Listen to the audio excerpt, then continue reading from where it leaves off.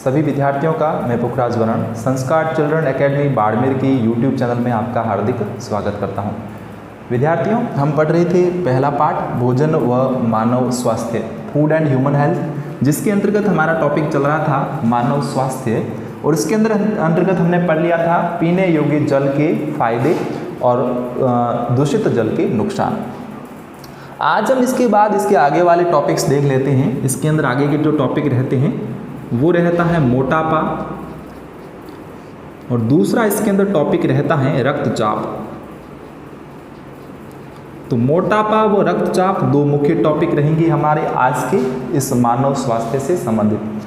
देखिए बच्चों, मोटापा क्या होता है, सबसे पहले मोटापे को समझ लेते हैं। मोटापे का मतलब ये है कि जब हमारे शरीर पर अत्यधिक चर्बी का जमाव हो जाता है। तो यहाँ पे मैं लिख देता हूँ, हमारे शरीर पर अत्यधिक चर्बी का जमाव। जब हमारे शरीर पर अत्यधिक चर्बी का जमाव हो जाता है, इसका मतलब वह मोटापा है। इसके अलावा एक तथ्य हम और जोड़ेंगे कि जब यह शरीर पर अत्यधिक चर्बी का जमाव हो जाता है तो यह हमारे शरीर पर कुप्रभाव डालता है।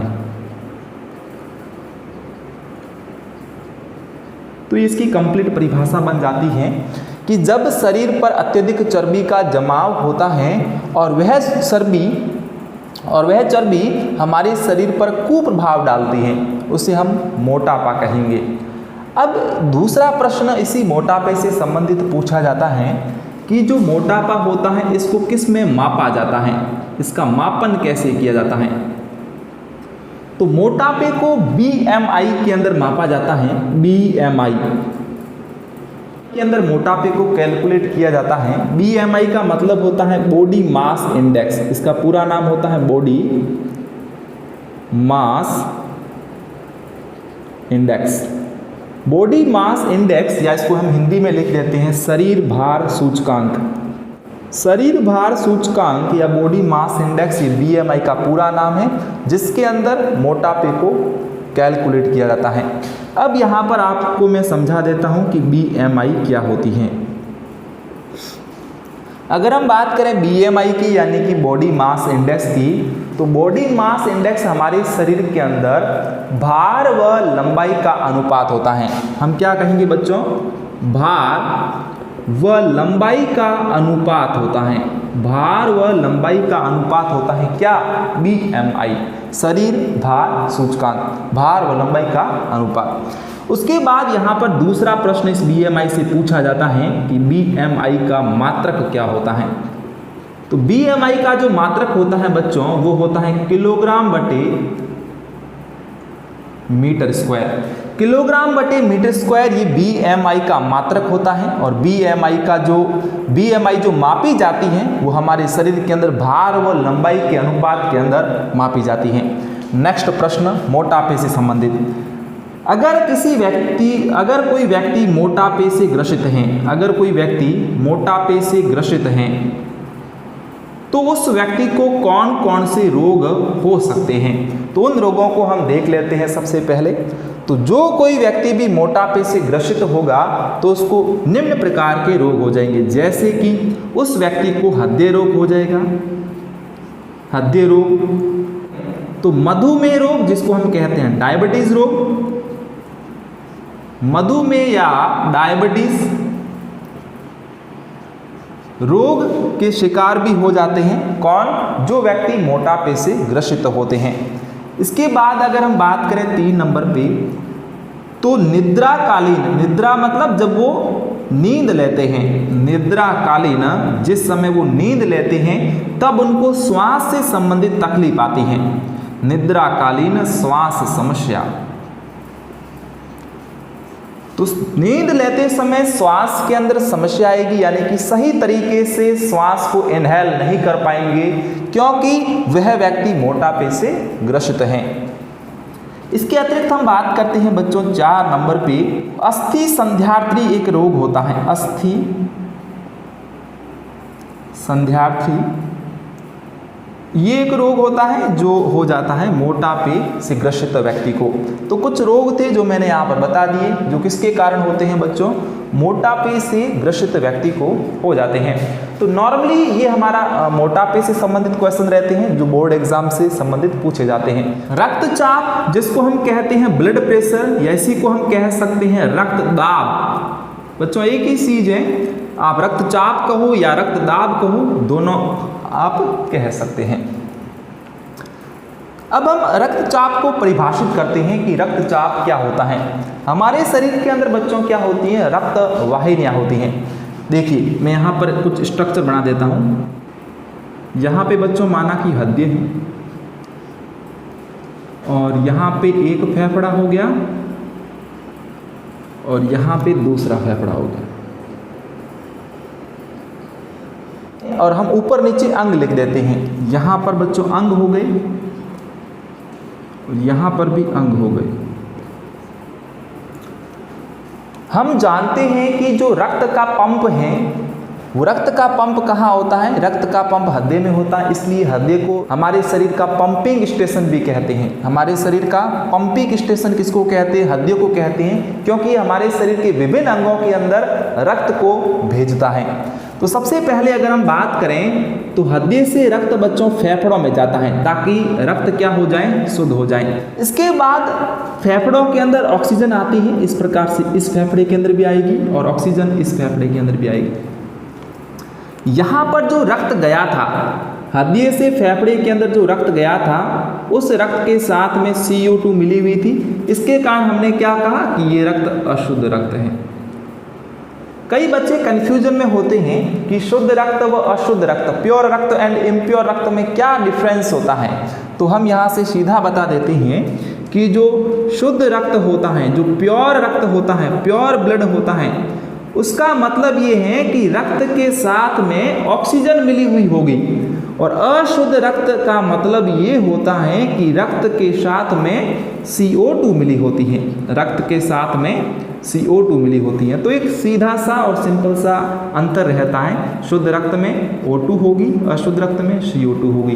तो यहाँ पर रक्त में CO2 मिली हुई है मतलब अशुद्ध रक्त है, CO2 मिली हुई है मतलब अशुद्ध रक्त है। अशुद्ध रक्त कहाँ जा रहा है, फेफड़ों में जा रहा है। हम जानते हैं कि फेफड़ों में ऑक्सीजन आती है, और ये ऑक्सीजन वापस ब्लड वेसल्स कहाँ लेके जाएगी, हृदय के अंदर। तो यहाँ पर हमने क्या कहा कि इस रक्त के साथ में अब क्या मिल गई, ऑक्सीजन मिल गई। इसका मतलब ये हुआ कि हमारा रक्त अब प्योर है। अब इस प्योर रक्त को हमारे शरीर के अंदर जो धमनियां होती हैं, बच्चों ध्यान देना, अब हमारे शरीर के अंदर जो रक्त वाहिनी है, धमनी, यानी कि धमनी जो एक रक्त वाहिनी है हमारी शरीर के अंदर, ये धमनी क्या करती हैं, ये धमनियां हमारे शरीर के अंदर रक्त को अंगों तक भेजती हैं, और वापस से अंगों से अशुद्ध रक्त हृदय के अंदर आता है, अशुद्ध रक्त वापस से हृदय के अंदर आता है, और इस प्रकार की ये प्रोसेस चलती रहती है। कुल मिला के कहने का तात्पर्य ये हुआ कि हमारे शरीर के अंदर 2 प्रकार की ब्लड वेसल्स होती हैं, 2 प्रकार की रक्त वाहिनियां होती हैं, 2 प्रकार की रक्त वाहिनियां होती हैं। एक होती है बच्चों शिरा, और दूसरी होती है धमनी। शिरा में तो बच्चों अशुद्ध रक्त बहता है, यानी कि रक्त के साथ में CO2 मिली होगी, और धमनी के साथ में, धमनी में शुद्ध रक्त बहता है। कहने का मतलब हुआ कि धमनी में शुद्ध रक्त मतलब रक्त के साथ में ऑक्सीजन मिली हुई होगी। अब हम बात करते हैं सीधी रक्तचाप की, कि रक्तचाप क्या होता है। यहाँ पे बच्चों मैंने बनाई धमनी, एक मैंने यहाँ पर ये धमनी बना दी। अब इस धमनी के अंदर बच्चों क्या हो रहा है, ब्लड का फ्लो हो रहा है, इस प्रकार से रक्त बह रहा है। तो जब रक्त वाहिनियों की दीवार पर, रक्त वाहिनी की दीवार पर जब रक्त के द्वारा एक दाब डाला जाता है, इस प्रकार से इसके अंदर से जब रक्त का फ्लो होगा तो रक्त इसकी दीवारों पे बच्चों क्या डालेगा, एक प्रेशर डालेगा, एक दाब डालेगा, और इसी प्रेशर को या इसी दाब को हम क्या कहते हैं, रक्त दाब या रक्तचाप कहते हैं। इसके पार्ट को हम कहते हैं सिस्टोलिक दाब और दूसरे इसके पार्ट को हम कहते हैं डायास्टोलिक दाब।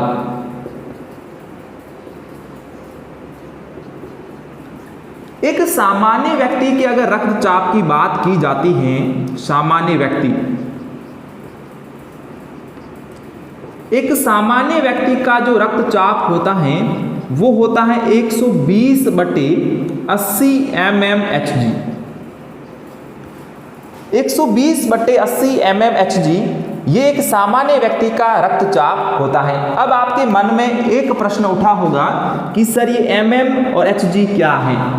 तो mm का मतलब यहाँ पे होता है मिलीमीटर, मिलीमीटर, और hg का यहाँ पर बच्चों मतलब होता है पारा।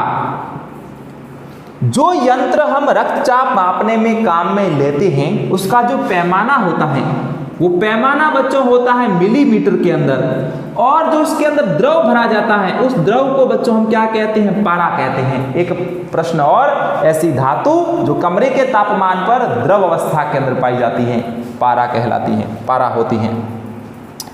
तो यहाँ पर जो मैंने ऊपर जो लिखा है 120, ये 120 बच्चों दाब जो है ये सिस्टोलिक दाब कहलाता है, और जो मैंने नीचे 80 वाला लिखा है ये 80 डायास्टोलिक दाब कहलाता है। अब सिस्टोलिक दाब और डायास्टोलिक दाब क्या होता है इसको एक बार समझें।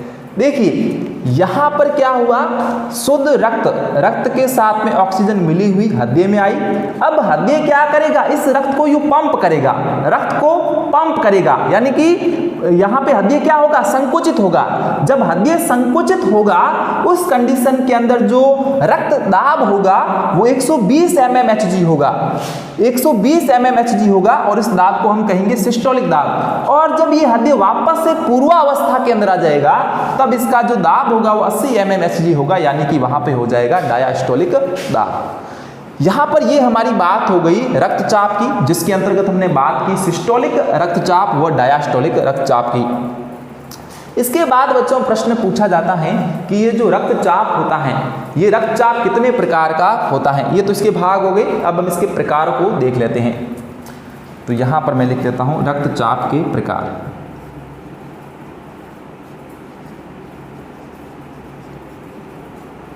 नॉर्मली बच्चों अगर रक्तचाप या रक्त दाब की बात करते हैं तो ये दो प्रकार के होते हैं, दो प्रकार या दो टाइप के होते हैं। एक होता है निम्न रक्तचाप, निम्न रक्तचाप, और एक इसका प्रकार होता है उच्च रक्तचाप।